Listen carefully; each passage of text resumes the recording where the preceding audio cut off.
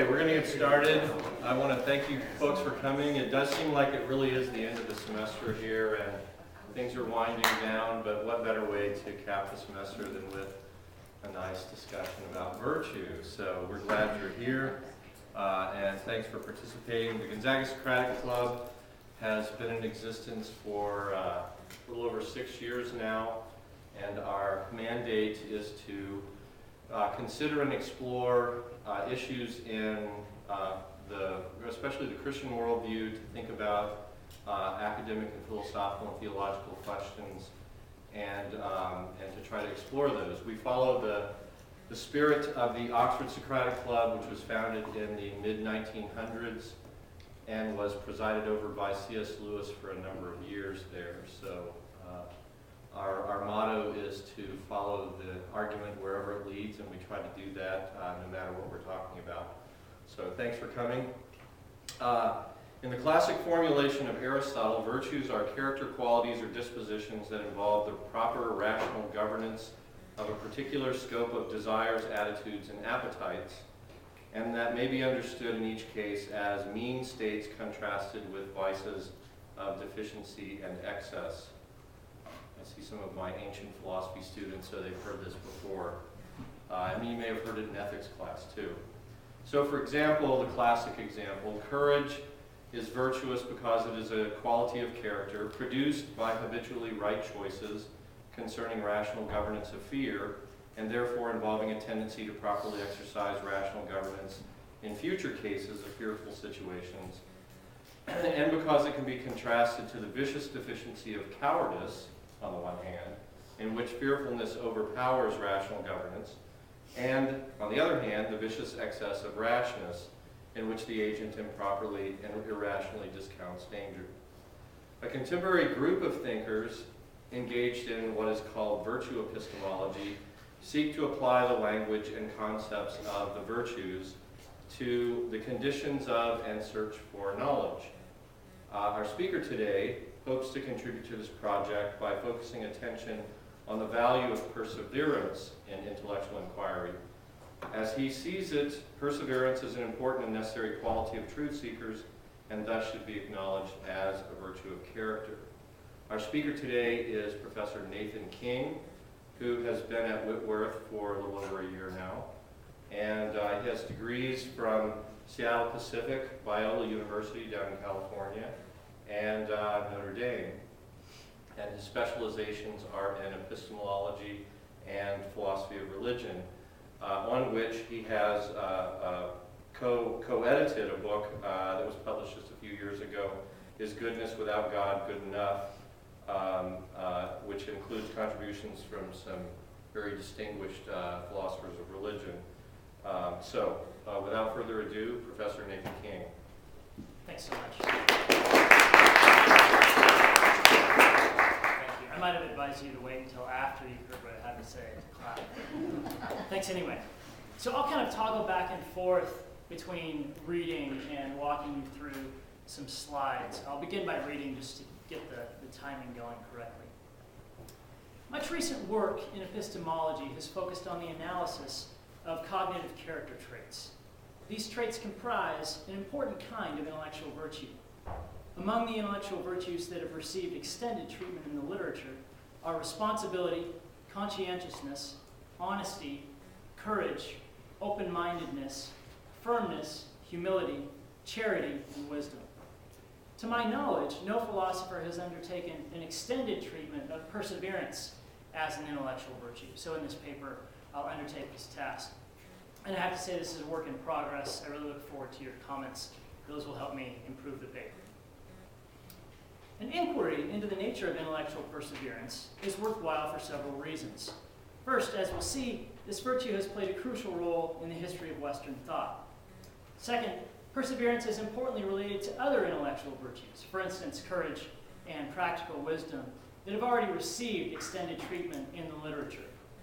I think we'll better understand these virtues for understanding their relations to perseverance. Third, in many ordinary cases, perseverance is conducive to a wide range of intellectual goods, for instance, truth and knowledge. Thus, understanding intellectual perseverance and the goods to which it is a means can provide at least a modest degree of intellectual guidance. Finally, reflection on perseverance and on particular examples of perseverance can provide motivation to pursue the very virtue we're examining. Here's a quick map of the paper. In section 1, I'll locate perseverance as a specifically intellectual virtue, as opposed to, say, a moral virtue. In section 2, I adopt an oft-borrowed Aristotelian structure in locating intellectual perseverance in relation to its vice counterparts, which I'll call intransigence on the one hand and irresolution on the other. In section 3, I consider some important relations between perseverance and other intellectual virtues, and in particular, I argue that intellectual courage is a species of perseverance.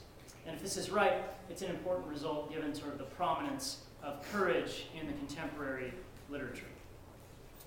If my claim's correct, we can better understand courage by understanding the genus perseverance, of which it is a species. Okay, so now I'll locate perseverance as an intellectual virtue. We're all familiar with the moral virtue of perseverance. We admire this virtue in such a figure as King George overcoming a speech impediment for the sake of England's morale during World War II. Or in Helen Keller's hard-won ability to communicate. Or in Roger Bannister enduring years of training to run the first sub-4-minute mile. But intellectual perseverance, that might seem a bit less familiar. So to begin to locate intellectual perseverance in relation to its moral cousin, we can note that perseverance becomes intellectual perseverance simply because of its tie to some intellectual project of the relevant person. Just as intellectual courage and caution may be distinguished from their moral analogs via the former virtue's association with intellectual projects, so too, intellectual perseverance may be distinguished from its moral analog in this way. So following others, and here I have in mind people like Robert Roberts and Jay Wood, I'll distinguish between moral and intellectual virtues in terms of the objects that these virtues take, or to put it differently, in terms of the spheres of activity these virtues involve. The moral virtues are largely dispositions to act with excellence in some particular sphere of human activity, for instance, action in the management of fear, or of money, or the appetites. The intellectual virtues, as I construe them here, are acquired dispositions to think and act excellently as one carries out distinctively intellectual activities. Again, intellectual courage and caution can be distinguished from their moral analogs by the way the former virtues are, but the latter virtues need not be related to intellectual projects. And likewise, I say, for intellectual perseverance. Now, in drawing this distinction in this way between the moral and intellectual virtues, I'm going to leave open the precise relationship between those two sets of virtues. I'm not assuming that those sets are disjoint, nor am I assuming that one is a proper subset of the other. So there's a lot more work that could be done here. It won't be done in this paper. All right, having said a bit about how intellectual perseverance is distinct from moral perseverance, it's time to consider, in as much detail as we can, given sort of the time we have this afternoon, we need to consider what intellectual perseverance is. To get an initial grip on the concept, it can help to think of paradigm cases. So, in the physical sciences, we might think of people like Newton and Einstein, who had to overcome significant intellectual obstacles to develop systems of thought that map the world as it really is, or at any rate, in Newton's case, that he thought mapped the world as it really is. In Einstein's case, at least we think he got closer to the mark. In the field of literature, we might think of Catherine Stockett, whose best-selling book, The Help, was rejected some 60 times before she finally found success with the publisher. Or we might think again of Roger Bannister, this time not as a 4-minute miler, but as a medical researcher. So most sports fans know that Bannister was the first runner to crack the 4-minute barrier. Less well known are Bannister's considerable achievements in exercise physiology and neurology. In order to obtain his experimental results, for instance, regarding the effects of inhaling oxygen-enriched air, Bannister didn't merely test subjects and then record and collate results. Rather, he made himself a subject in his own experiments. Over a dozen times, he wrapped his mouth around a rubber pipe, stepped onto a steeply graded treadmill, and climbed to exhaustion as assistants pricked his fingers for blood samples. Finally spent, Bannister collapsed and shot out the back of the treadmill into a makeshift pile of blankets and mattresses. All this he did for the sake of gaining a better understanding of exercise physiology. And in doing so, he exhibited, at least to my mind, a paradigmatic kind of intellectual perseverance. And you think your homework is hard. Of course, these paradigm instances of perseverance are of limited value on their own. What we need, in addition to the paradigms, is an analysis. We need an analysis of perseverance. And we can start, I think, by locating intellectual perseverance in relation to its vice counterparts, which I'll call irresolution and intransigence.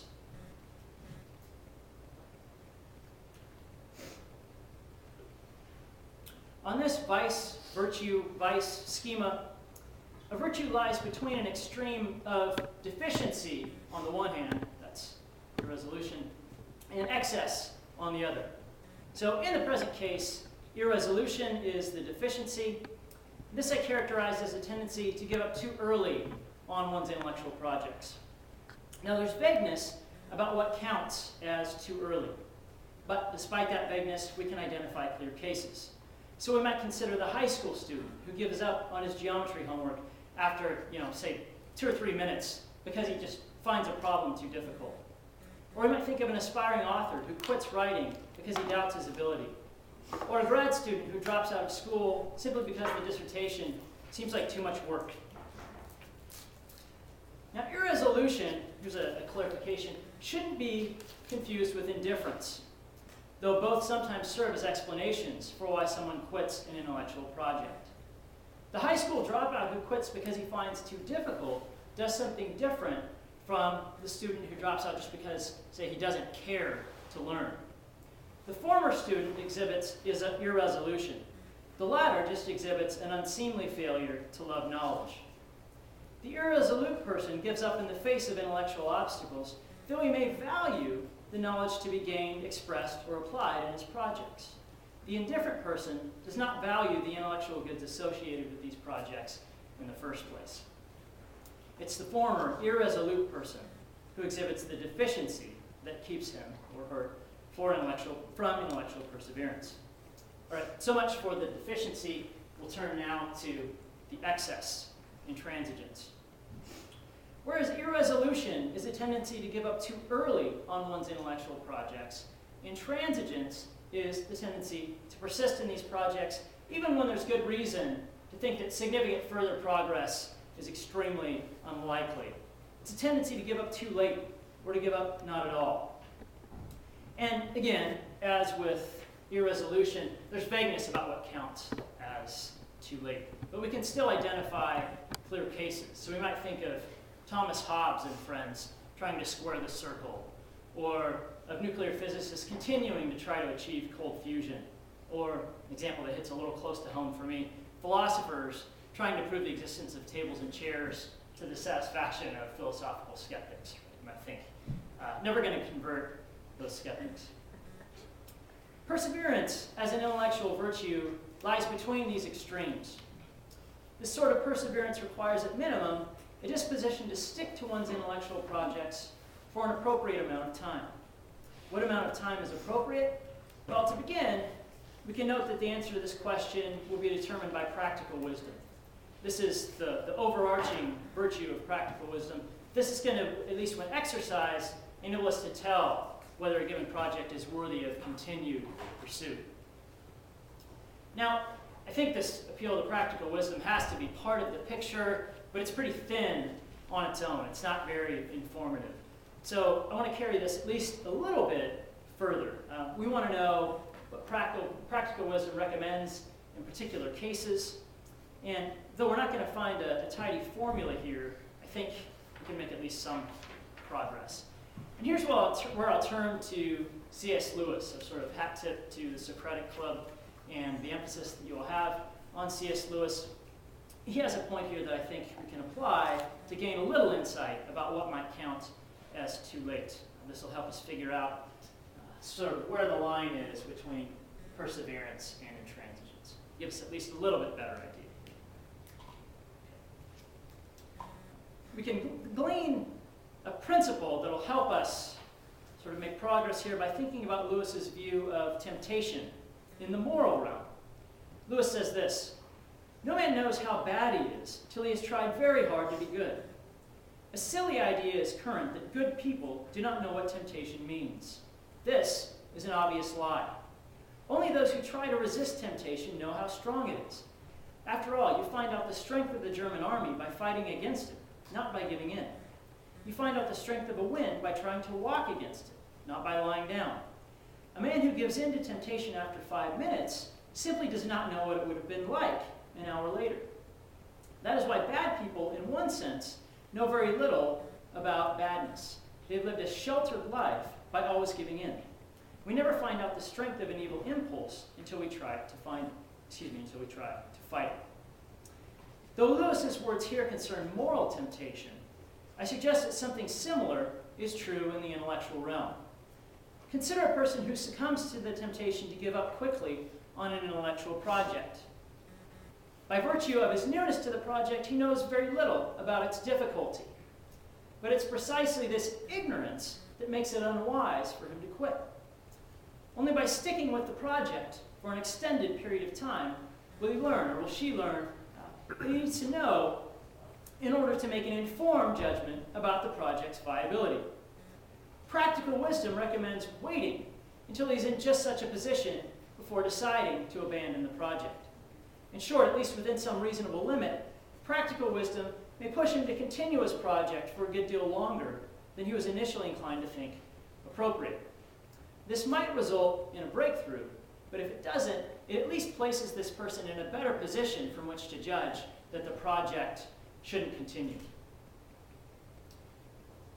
If this line of thought is correct, it provides reason to think that intellectual perseverance lies closer to the vice of intransigence than to the vice of irresolution. In this way, perseverance is akin to moral courage, which lies closer to the vice of rashness than to that of cowardice. So I'm suggesting here, if we're undecided about whether a case is a case of perseverance, if we're undecided about whether to continue a project, safer to go the route of intransigence, safer to err on the side of excess than to err on the side of deficiency. That's because we'll be in a better position to judge the merits of the project, even if we've gone to the deficiency side, than we would be if we were clear over here on the irresolution side. Thus far, we've emphasized the temporal aspect of intellectual perseverance. This temporal notion is a necessary part of our target concept. However, we can't understand intellectual perseverance just in terms of time spent. I think this temporal notion is important, but it doesn't capture the richness of perseverance as a concept. One doesn't count as persevering merely because one spends a long time on a project.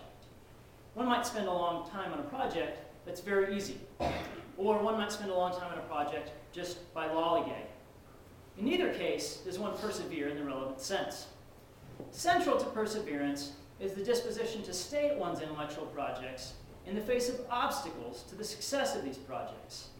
Such obstacles are legion, but they include such things as the native limitations of the inquirer, the difficulty of the intellectual challenge at hand, setbacks that occur in the course of carrying out the project, discouragement from one's intellectual community, the desire to procrastinate, environmental distractions, so for instance, the internet, or the toilet flushing in the office across the hallway, one's other time commitments, those are also relevant here, and so on.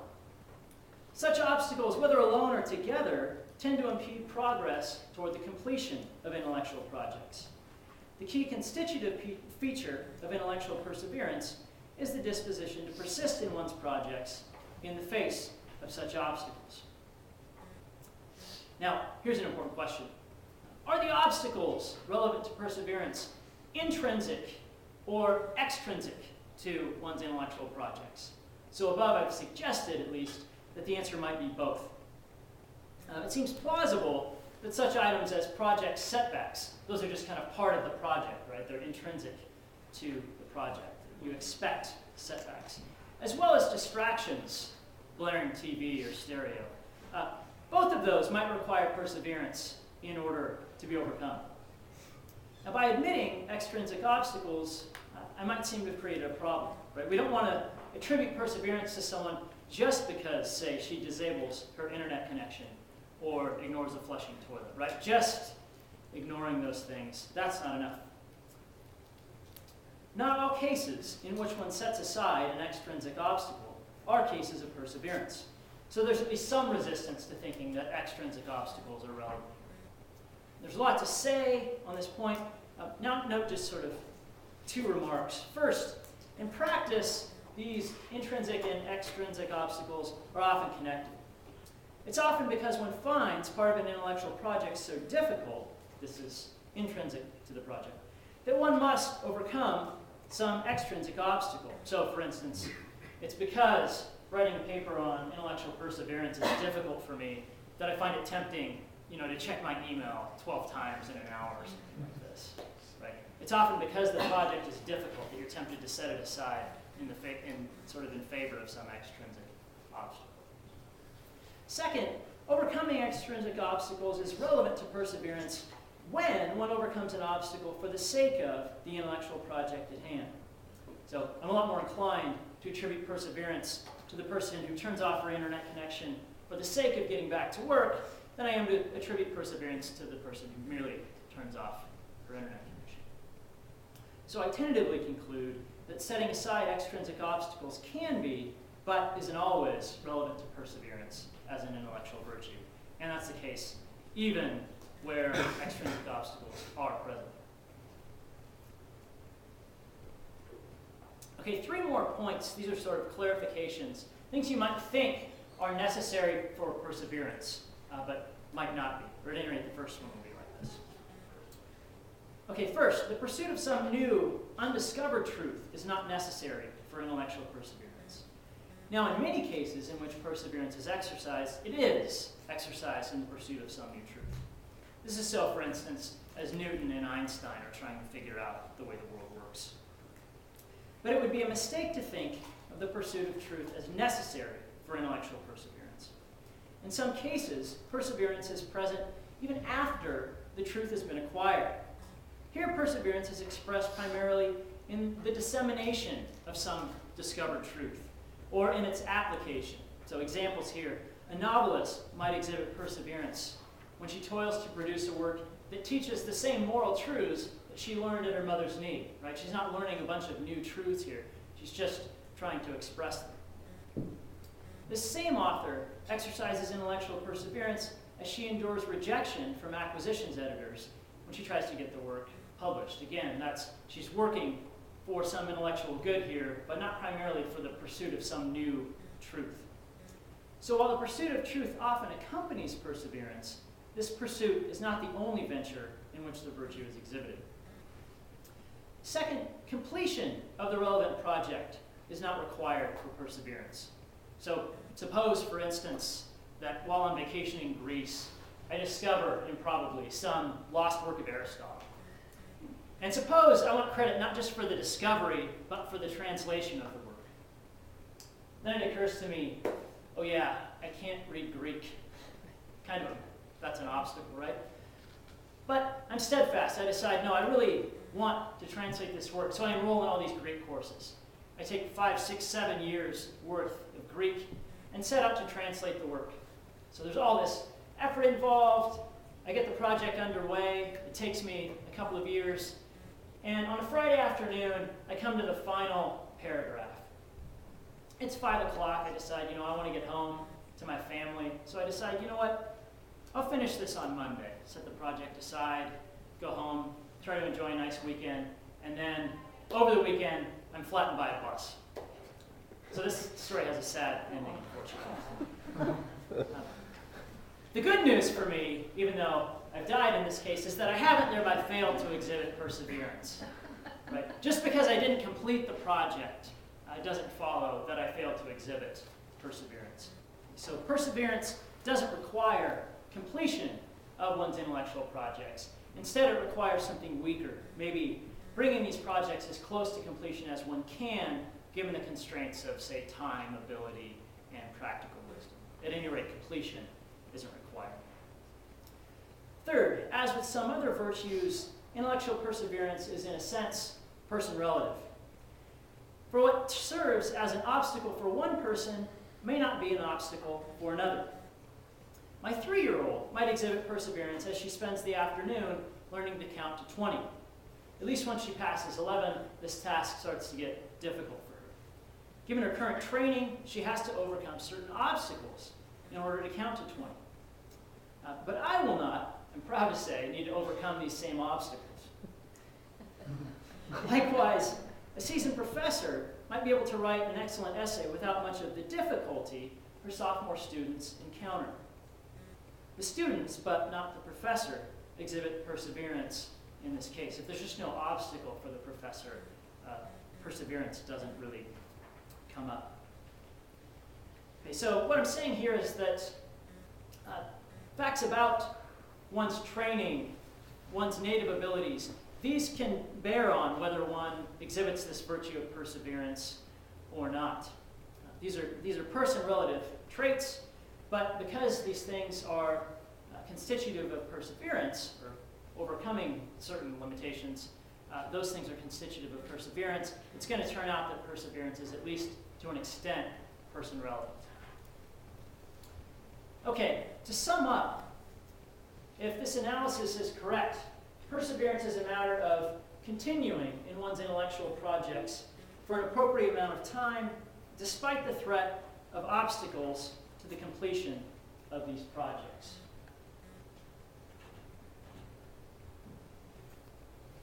So these features, continuing for an appropriate amount of time, despite the threat of obstacles.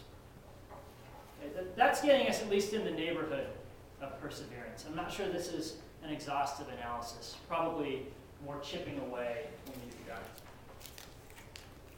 But we can clarify the concept in at least these ways.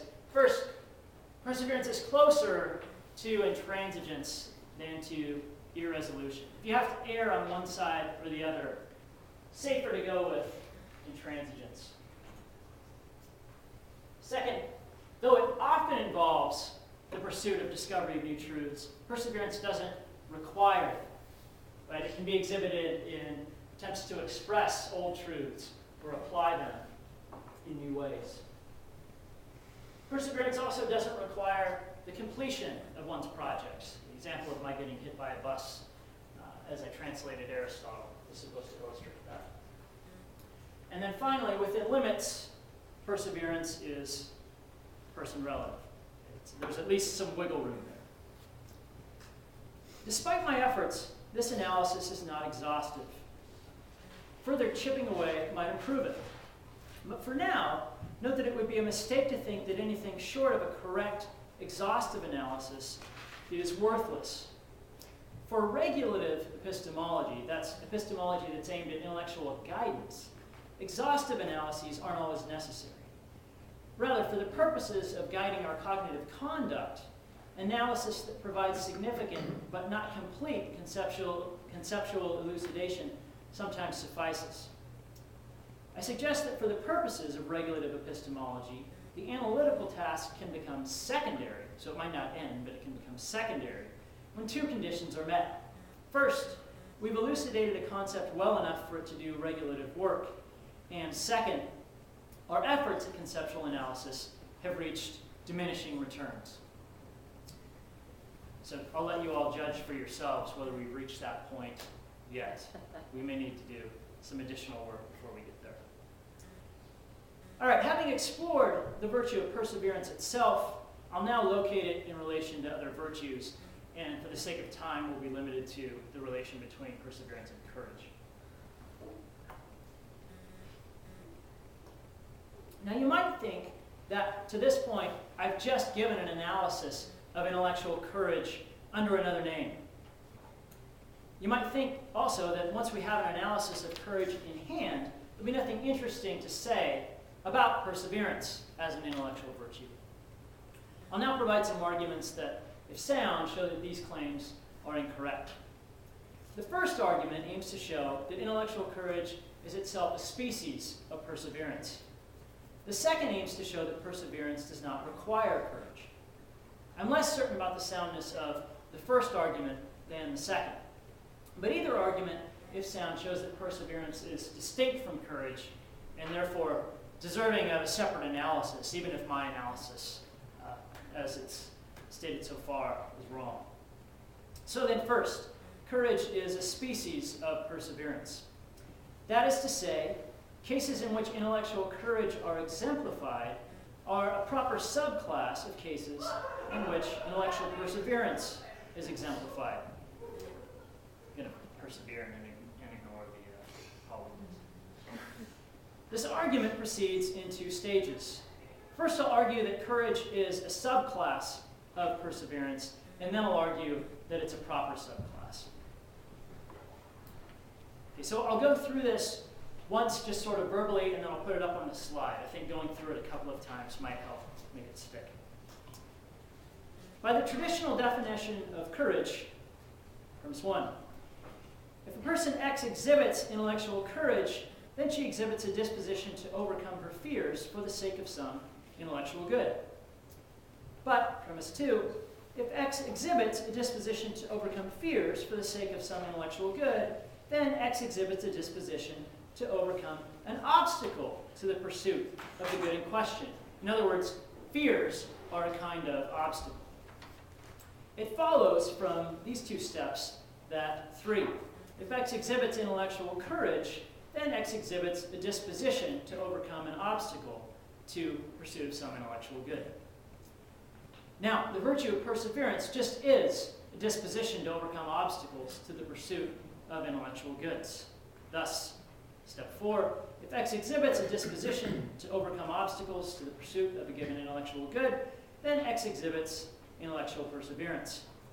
And it follows from the previous two steps that if X exhibits intellectual courage, then X exhibits intellectual perseverance. That is, all cases in which courage is exhibited are cases in which perseverance is exhibited. That's to say, cases of courage are a subclass of cases of perseverance. So let's go through this again, just quickly. From a pretty traditional definition of courage, if a person X exhibits intellectual courage, then X exhibits a disposition to overcome X's fears for the sake of intellectual good, some intellectual good. Second premise, this is just the idea that fears are obstacles. So if X exhibits a disposition to overcome X's fears for the sake of some intellectual good, then X exhibits a disposition to overcome an obstacle to the pursuit of some intellectual good. And it follows from those two steps that if X exhibits intellectual courage, then X exhibits that kind of disposition to overcome an obstacle. Step 4, if X exhibits a disposition to overcome an obstacle to pursuit of some intellectual good, then X exhibits perseverance. And from 3 and 4, it follows that if X exhibits intellectual courage, then X exhibits intellectual perseverance. So all cases in which someone exemplifies courage are cases in which perseverance is exemplified. So just two hypothetical syllogisms there. Okay, if that's right, then cases of courage are a subclass of cases of perseverance. They're also a proper subclass. In other words, exhibiting courage suffices for exhibiting perseverance, but not vice versa. To see this, note that courage involves perseverance in the face of fears, but not all obstacles to intellectual projects are to be feared. In solving a difficult math problem, I might encounter obstacles, but I needn't encounter anything fearful. Right? Nothing bad happens. Or at least there's nothing that I need fear here. Not in all cases when I'm doing math problems. So instead, I might just encounter something like frustration or discouragement. Overcoming these obstacles will require perseverance, but may not require courage. Likewise, in writing this paper, I overcame several bouts of puzzlement, frustration, and distraction. I worked through these obstacles to the completion of the project, or at any rate, to where it sits at its present state. And maybe, in doing so, I exhibited some kindergarten variety of intellectual perseverance. But at no point in this project was there really any fear to be overcome. If these examples are plausible, they show that not all cases of perseverance are cases of courage. Not all obstacles are to be feared or fearful.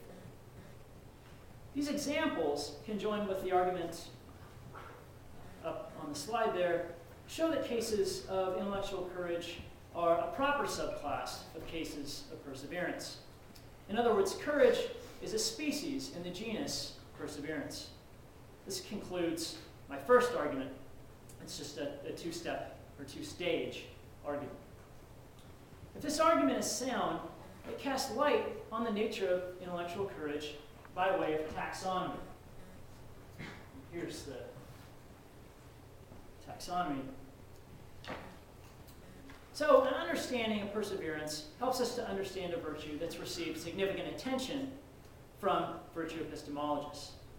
What emerges from these arguments is a taxonomy which places intellectual perseverance, a matter of continuing one's projects in the face of obstacles, above intellectual courage, which is a matter of pursuing one's projects in the face of those obstacles that happen to be fearful. Also in this genus is what I'll call perseverance proper, roughly continuing with one's intellectual projects despite obstacles that are not fearful. Perseverance proper is differentiated by way of such obstacles as frustration, discouragement, and the like. And then a kind of practical point here. This taxonomy is not just relevant for conceptual analysis, it's relevant when it comes to virtue inculcation. So suppose, for instance, that I'm an intellectual coward. I'm prone to give in to my intellectual fears. And suppose I want to work on this. Well, one way I might do that is to practice overcoming those intellectual obstacles that aren't fearful. In other words, I might pursue intellectual perseverance proper. And so here's a thought. If I get enough practice at overcoming these non-fearful obstacles, I might eventually develop a character that puts me in a better position to develop courage, to overcome those obstacles of which I really am afraid. And it's by virtue of recognizing that these two virtues are a subclass of a larger overarching virtue, intellectual perseverance, that I'm able to see this connection. Okay, recognizing that intellectual courage and intellectual perseverance, intellectual perseverance proper are species of intellectual perseverance, that is going to help me make some progress. Okay, so I think there's a practical upshot here. Now, suppose I'm wrong in claiming that all cases of courage are cases of perseverance. In other words, suppose that first stage of the first argument is unsound, so the 5-step argument that I had on the board, suppose that's unsound. There nevertheless remains the second stage, which can be taken on its own. So that's where I was giving these examples of cases in which I have perseverance but not courage. Okay, that was in the effort to make the proper subclass claim. We can take that argument and think of it as a second argument for the claim that perseverance and courage are distinct. And this is enough to forestall the objection that in analyzing perseverance, I've really only been analyzing courage all along. Perseverance, as I've conceived of it here, deserves a separate analysis, and it's been my main goal in this paper to begin that analytical task. Thanks.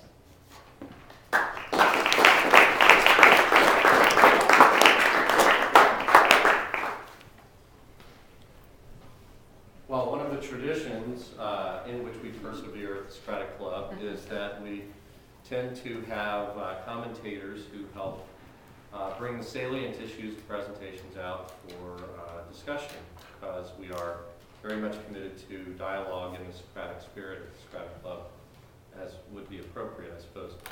And our commentator today is Gonzaga's own Dr. Richard McClelland, who doesn't really need any introduction to the Socratic Club. I was joking with him the other day. I said, sometimes it seems like the Socratic Club is the Richard McClelland show. But we are glad to hear from Dr. McClelland, who has particular interest in philosophy of psychology and neurobiology that in some important ways relate to Dr. King's presentation. So without further ado, Dr. McClellan. Thank you, David. And thank you, Dr. King, for your very interesting paper.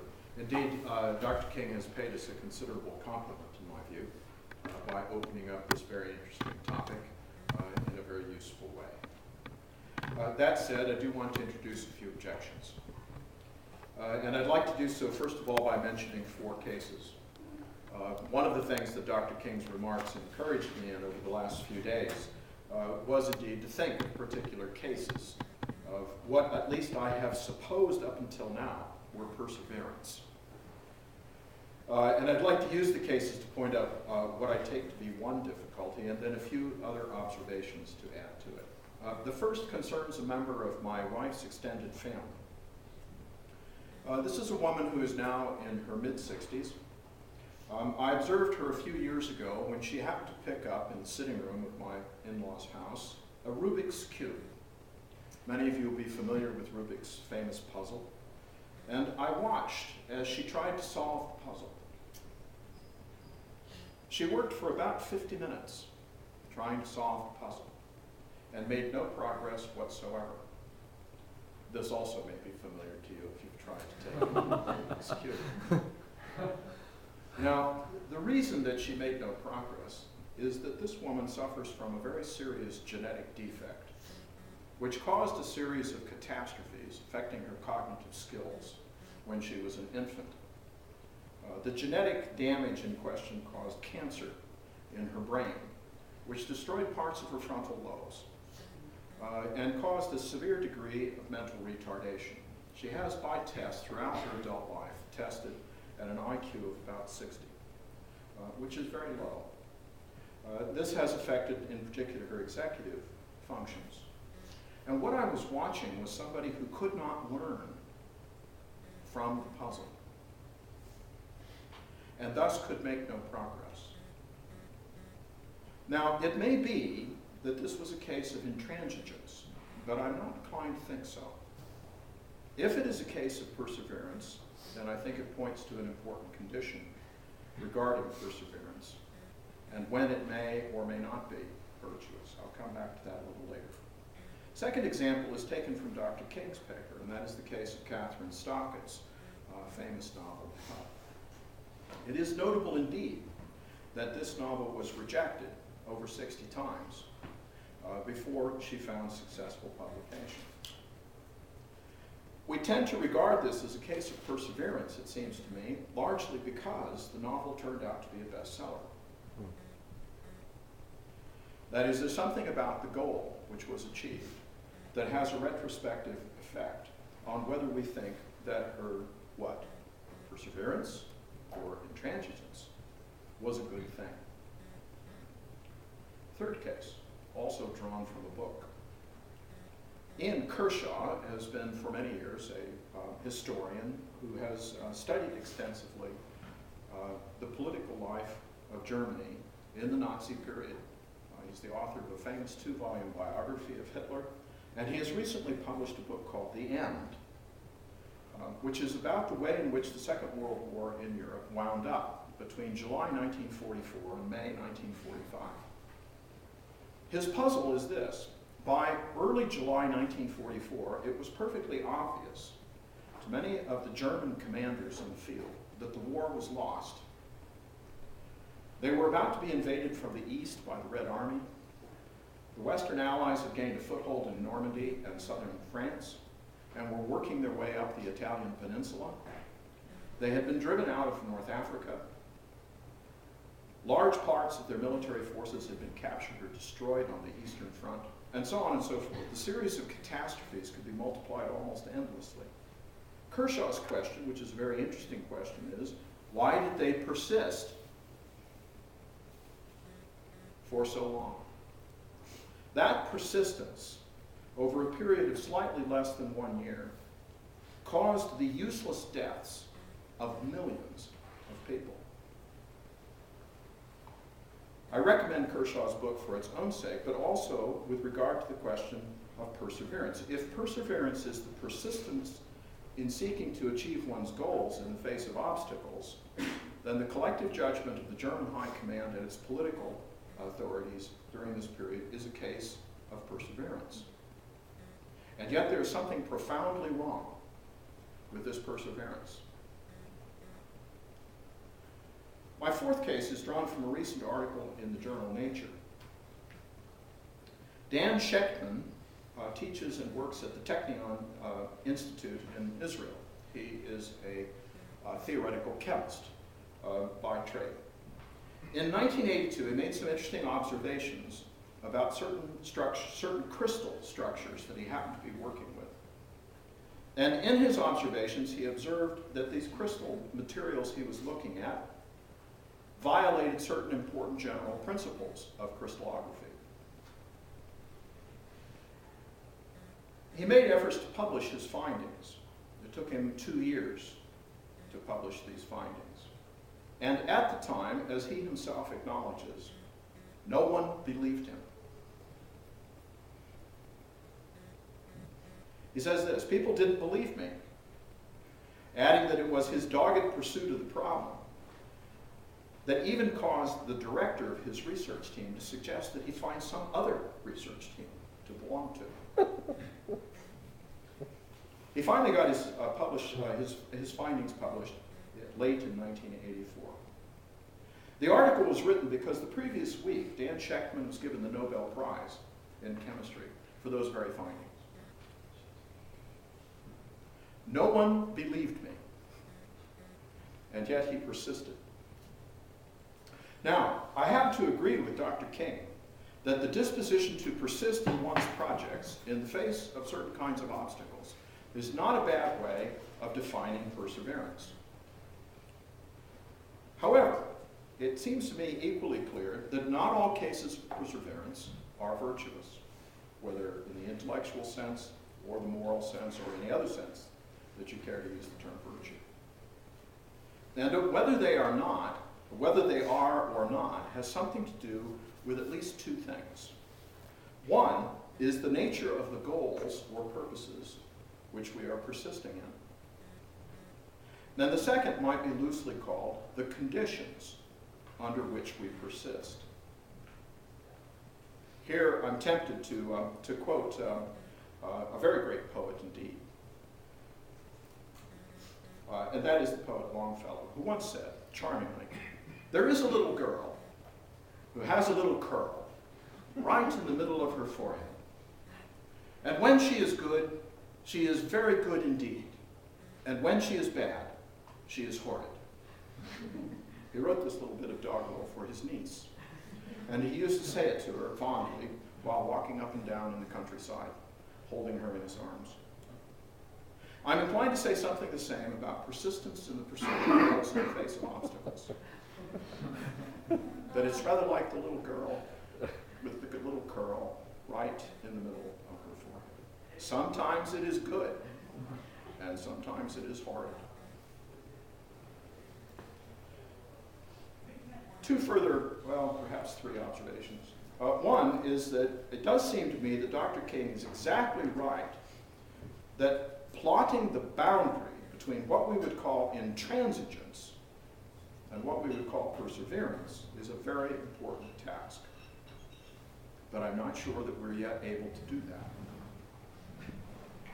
Two further observations, and then I'll finish, and we can invite comments and have some discussion. Let's see. I need your quotation. I'm going to take issue with Professor Lewis.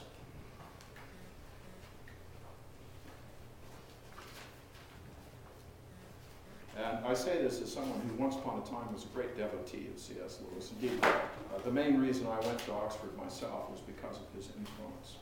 I only regret that he'd already been dead for 10 years when I got there. And indeed had gone off to Cambridge, which I also did in subsequent years. You find out the strength of the German army by fighting against it, not by giving in. You find out the strength of a wind by trying to walk against it, not by lying down. Dr. King continues, only by sticking with the project for an extended period will he learn what he needs to know in order to make an informed judgment about the project's viability. Really? There are a number of other ways of finding out the strength of the German army besides fighting it, many of which are highly to be recommended. You might, for example, observe the German army fighting somebody else's army whose strength is already known to you.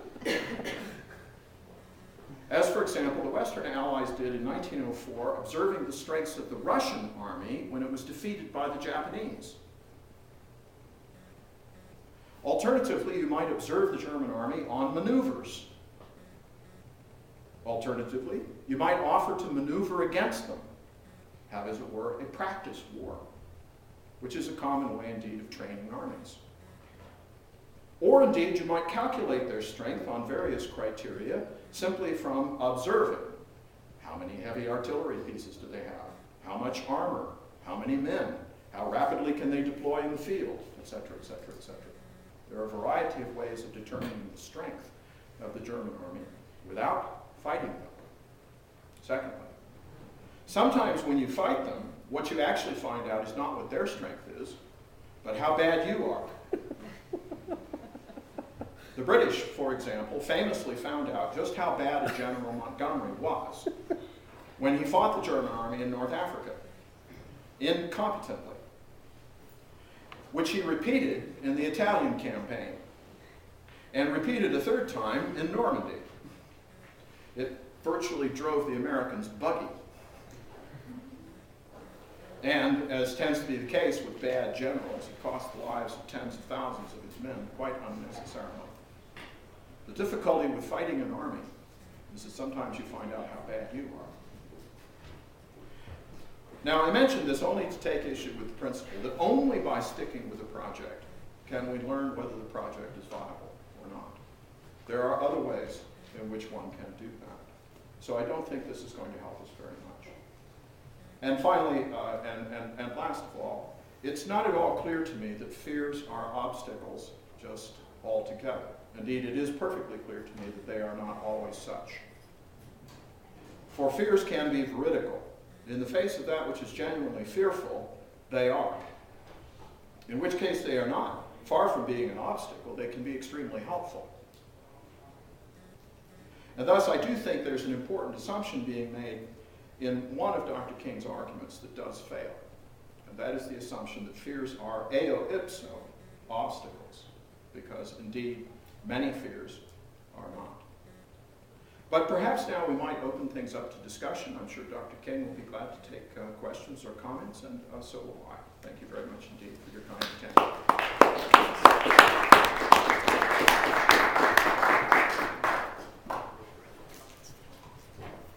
Dr. King, would you like to respond with a word or two to start us off? Sure. First, thanks so much. My pleasure. You pointed out some problems that I really need to work through.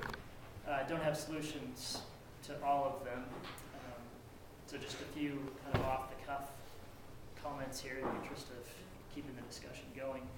The first case you mentioned, the handicapped woman. One thing we might say is that case shows we need to build in some condition such that one's intransigent if one is culpable for not being able to see that further progress is likely or something like that. Clearly, in this case, she's not culpable for not seeing. So that might be a way to clean things up. On the point about the nature of the goals that one is seeking and in which one might persevere, we might distinguish between between perseverance being a virtue so far as it goes, just so far as perseverance is considered, and then we might consider, on the other hand, whether someone acts virtuously overall in exhibiting perseverance. So it might be that we could admire someone for persisting in a goal that's a bad goal, and they're virtuous at least sort of that far. But all things considered, they might be a very terrible person. So if that distinction is a genuine one, it might help with that case. The third... Yes, this might depend on whether you believe in the total depravity of man or as we might say, the indivisibility of wickedness, such that, you know, if some part of your project is wicked, then the whole project is wicked. But I mean, I don't buy that. I think Calvin was wrong about that. Another key issue here might be whether the virtues are unified. Indeed, also I think a very implausible idea, but if one thought so, then there would be some difficulties with the distinction you're trying to draw. On the claim that you rightly make that I'm just wrong when I say it's only by continuing a project that I get in a good position to make a judgment about its merits. It's clear that I need something weaker there. Maybe like it can often be a good way, but nothing near as strong as it's required. Right. Yeah, Good. I think that's okay, right. I made that point. I'm pleased. So with that, should we open it up? Yes, sure.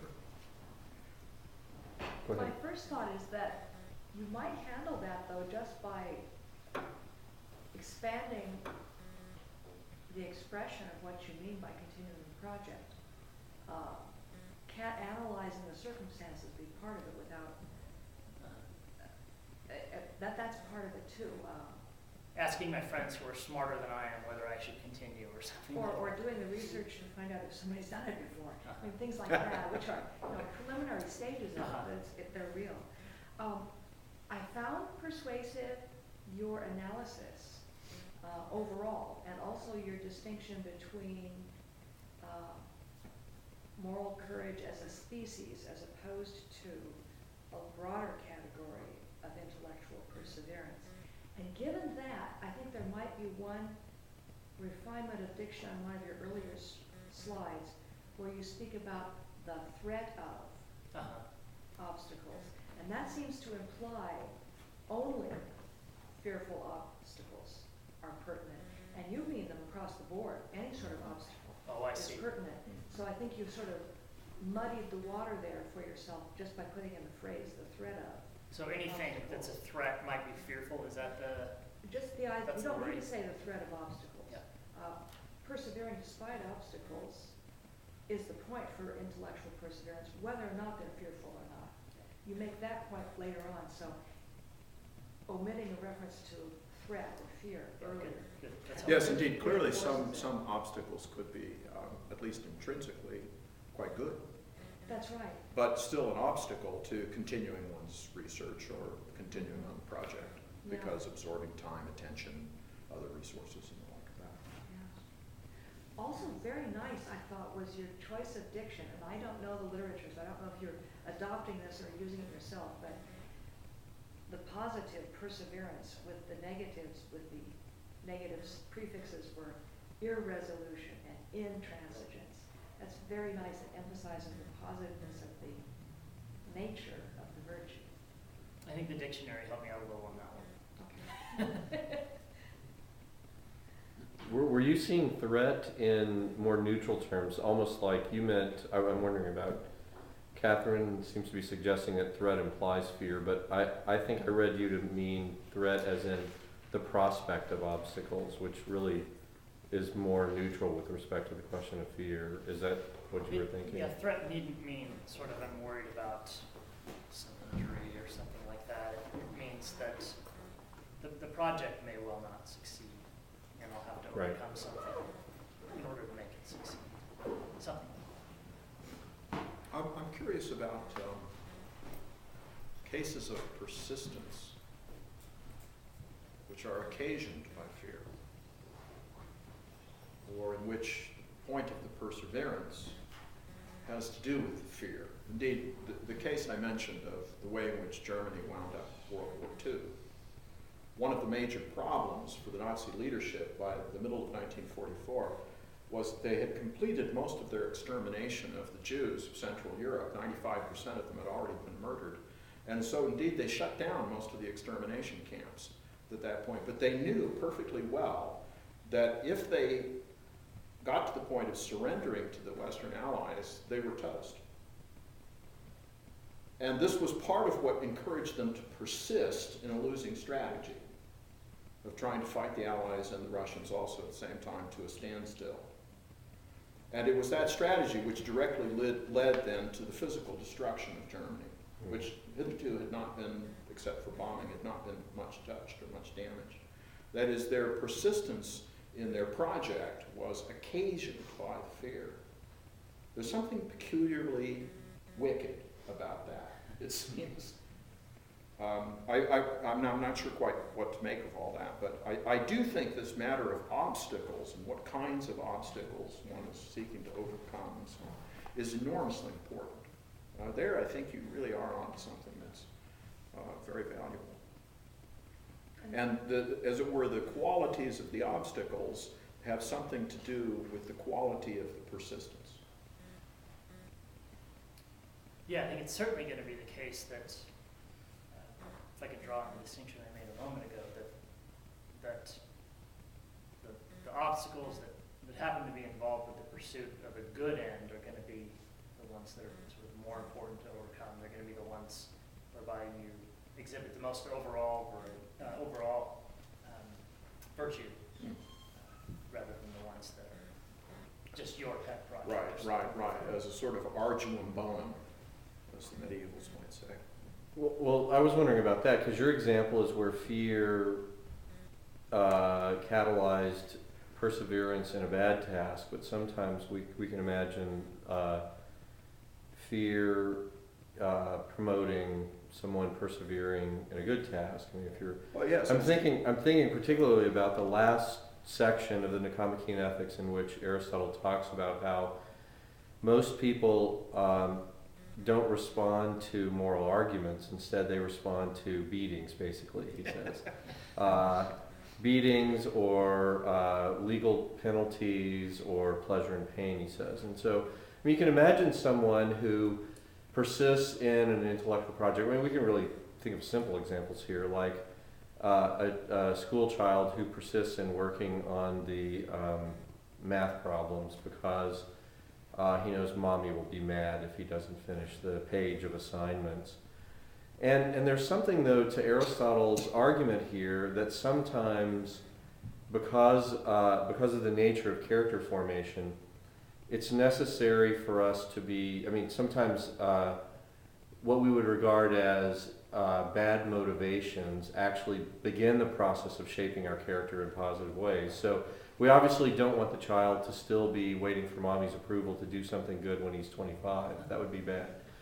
But it may be that him responding in that way to a negative catalyst, to fear or to a desire to please or whatever, at age 10 will play a role that will begin a formation of character that's going to lead to something much better at age 18 or 25 or what have you. Yeah.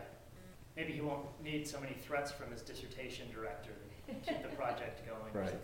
Well, on developmental grounds, I mean, that process could certainly be mapped out, and it occurs much earlier in its main formative effects. I mean, this is what the Freudians used to call the superego. And we don't need a Freudian formulation to understand what they're talking about. Most human children will have achieved exactly the kinds of habits that you're describing by the time they're about 3 years old. Now that will indeed have everything to do with whether or not the thesis advisor needs to threaten the person, or whether the person will, how shall we say, provide plenty of internal, intrinsic threats of their own.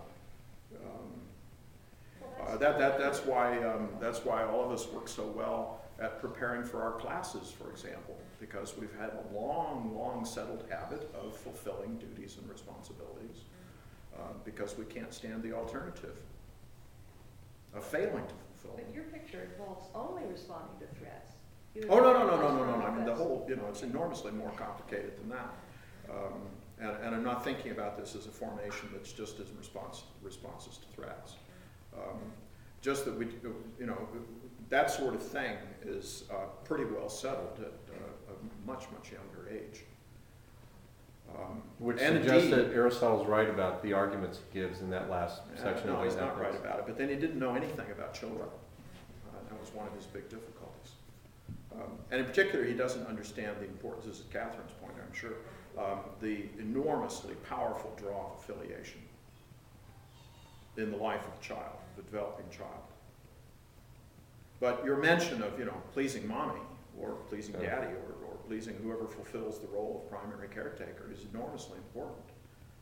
and has been formative in the lives of any psychologically intact adult.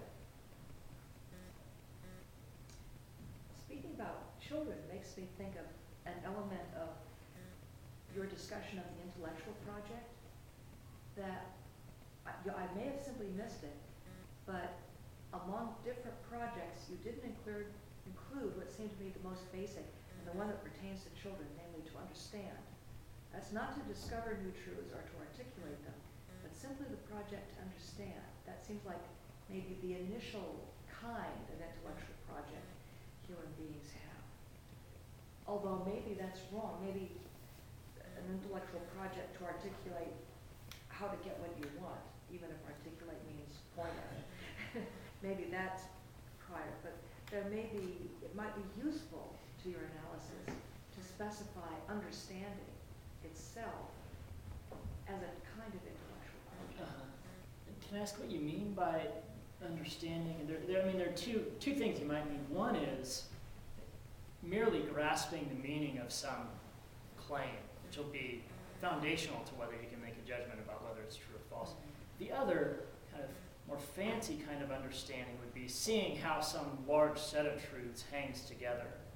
I take it you don't mean the second I was fancy simply thing. thinking of early things like understanding how to tie a shoe and understanding the multiplication tables, the sense behind it, not just memorizing the numbers. That kind of thing where you're not aiming to do something with it yet. You're not conceptualizing beyond mastering, just understanding sometimes concepts, sometimes practical activity. Yes, the practical aspect seems to me very important here. The earliest form of mastery that children have is mastery over their own body as a causal instrument, which provides intense sources of pleasure for children as young as 3 months of age. Jean Piaget discovered this in remarkably elegant experiments he carried out in his own children. And what he talks about in his little book, The Origin of Intelligence in the Child.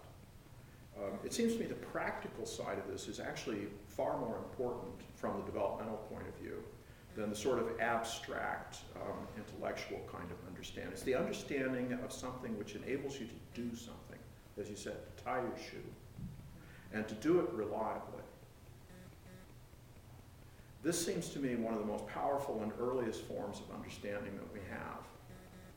And it becomes significant later on. I think, for example, of Ian Hacking's wonderful book, Representing and Intervening, in which he says that his answer to the skeptic about scientific knowledge is something like this. He says, well, if you can get into a position where you can do something technologically in a reliable way on the basis even of a purely theoretical understanding, then there's something to the theory. So we posit electrons as a purely theoretical entity, but sooner or later we begin to build cathode ray tubes that work, fluorescent lights that work, right, on the basis of these theoretical entities. And he thought, that's the real proof that you're onto something. Doing, intervening, changing what happens in the world. This seems to me particularly important. Yeah, but with the emphasis on something. Yes, something. Because it need not be the whole picture. No, it's not the whole picture. And indeed, such partial and even partially or wholly false theoretical understandings have led to very useful technological applications. Yes, if it gets you to Larissa, it doesn't matter whether it's false.